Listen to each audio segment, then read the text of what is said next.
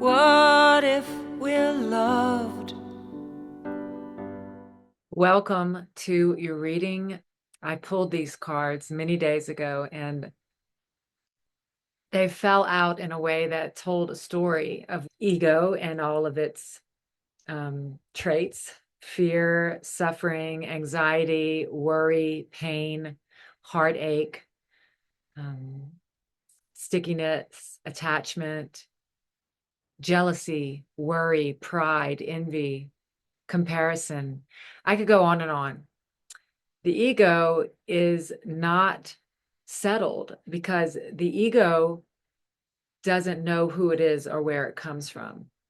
And we want to take an honest look at our lives and where we are in this moment to see if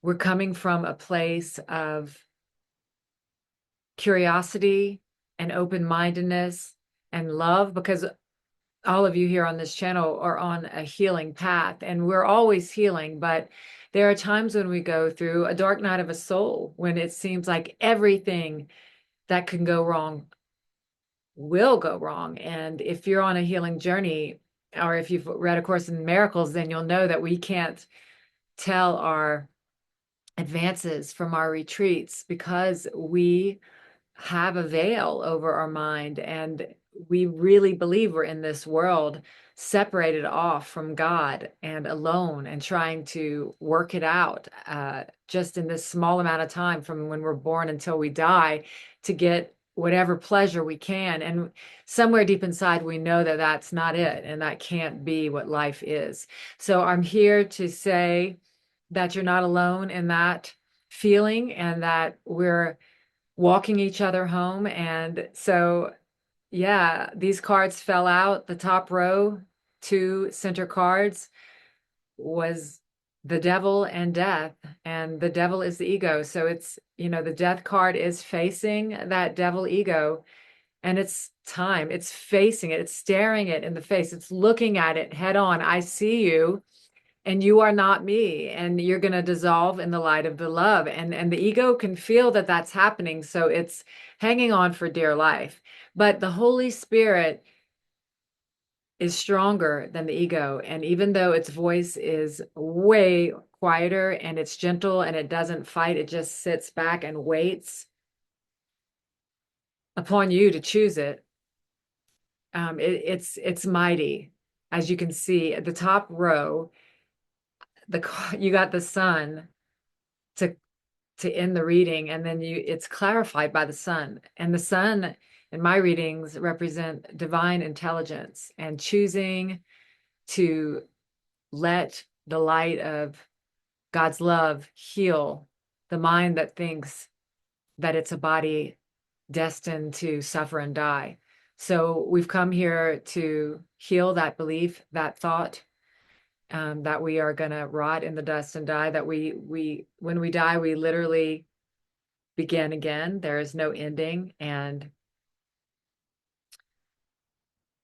this reading says, in my mind, the Nine of Cups is looking at the Eight of Wands, which is looking on the ego. It's the Holy Spirit is looking on the ego and saying that it's nothing. It's a puff of dust. And those eight wands represents fast moving energy of love, covering all the ego, dissolving the ego, taking a look at the ego and allowing it to dissolve in the light of love, where it ends at that row of cards. At the top is the sun, and that one in between is the hangman. And the hangman simply says a different perception. So if you've read A Course in Miracles, it's summed up to say that we have a perceptual problem. We're seeing through the senses. And if we don't use the senses, that we can see Christ, light, which is just a state of mind which sees beyond the form and feels, becomes, is the eternal Christ light, which is only love, and it forgives everything else. So I thought it was pretty interesting that I clarified these cards, and I got, the Ten of Swords, which is the end of suffering. It's the end of the ego. And it's that hermit that next to that. So we're clarifying we're on the bottom row, second card, looking at the third card, knight in shining armor. That's like your knight in shining armor.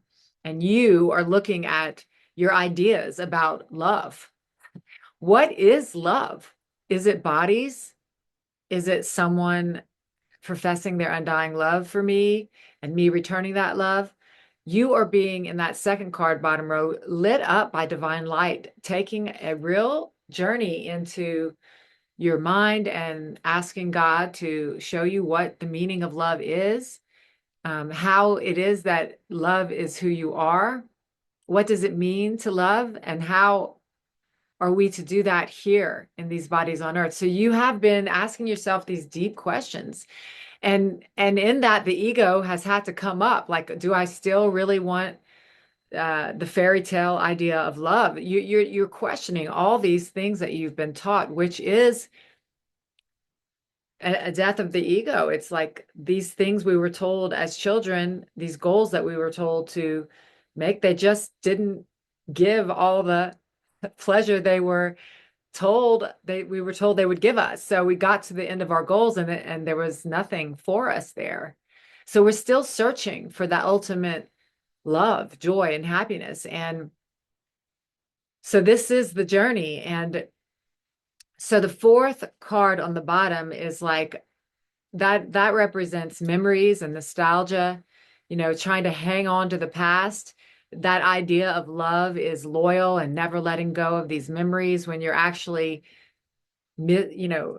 covering over the present moment by longing for the past. That is what the hermit is doing, looking upon the knight in shining armor.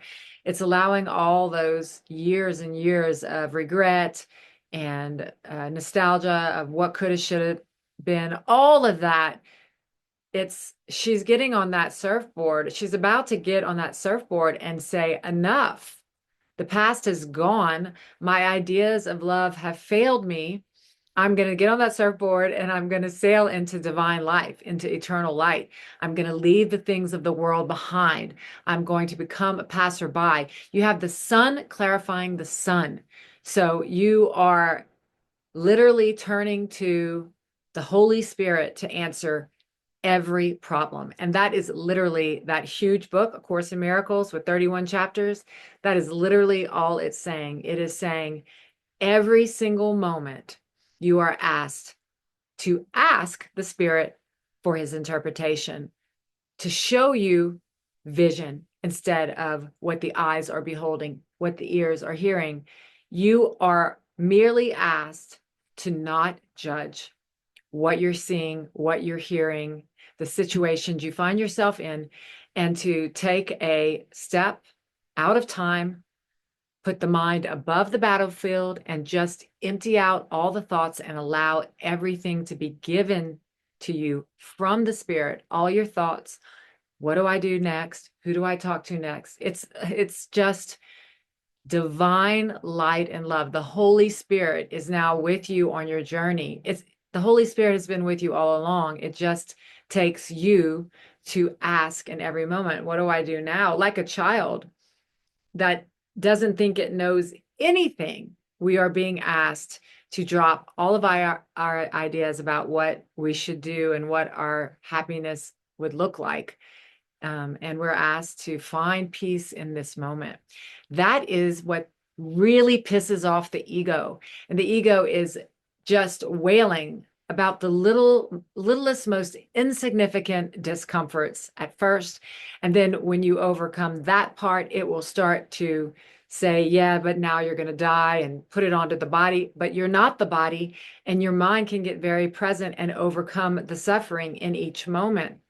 So the ego does get suspicious and then vicious. And you are being asked to face the tantrum of the ego and to say, that's not me, that's not real, and I don't choose that thought system, and I choose to overlook the error in myself and my brother. So this is what I am practicing every day, and I feel like the energy has been quite intense for me lately, and I feel very just kind of surrendered, like almost beaten down in the in the just the antics of the ego and having to kind of like manage or allow all these things to come to the surface inside of me and then choose the spirit.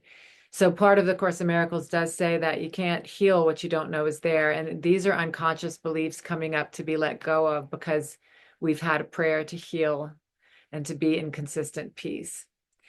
So there you have it. That's your reading. It's the death of the ego, which is never, never, never fun because all of the traits of the ego are filled with judgment, accusations, comparisons. And yeah, if you're, whether you're doing it to, whether your judgment is upon your brother or yourself, it makes no difference. It's going to be, it's all you.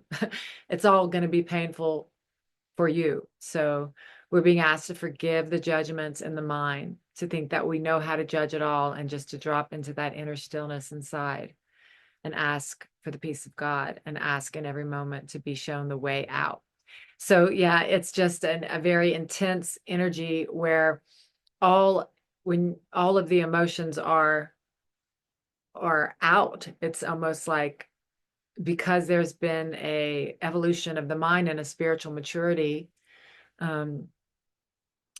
much prayer. And so the mind's just, it's almost like it has to get so overloaded with the chaos that it just says enough, and it just refuses to follow that thread of thought anymore. It's forgiveness, y'all. That's what we're doing here. We're letting the light of love shine on anything that doesn't feel good, and we're asking for grace, and we're getting very still and quiet and asking the spirit to show us another way.